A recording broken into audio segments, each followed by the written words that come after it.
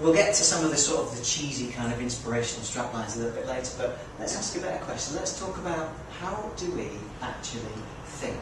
And okay, let's play with this metaphor, this analogy, whatever it is, the mind as a landscape. So what I want you to think about is when we are kids, before we have the rules and the way things work and all of those things upon us, embedded into us, programmed into us, let's kind of think that our minds don't have those ripples in them. Let's think it's just smooth.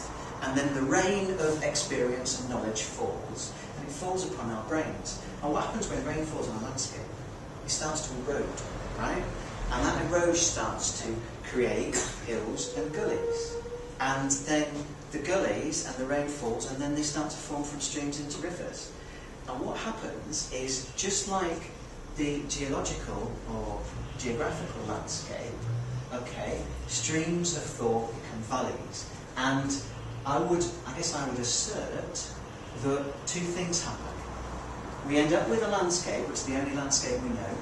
So we end up with a way of thinking about things and doing things, making decisions about things, that's the way we do it, okay, because it makes sense to us.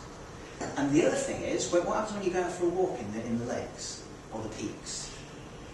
You follow the paths that you always follow, or that are on a map, which means you're told you can follow them. You don't go off-piste. Okay? So the metaphor for the old mind as a landscape piece is, we're constrained by the landscape and we're constrained by what we choose to do in it. Now, how on earth do we do something about that? Now, this very, very clever chap called Conrad Waddington in '77 came up with an abbreviation for this, COWDOM, Conventional Wisdom of the Dominant Group. Now, this is a power thing, slightly socialist and whatnot, but it's this idea that the people that make the decisions lead you in a particular direction. Whether you're aware of it or you're not aware of it, that's what's happening.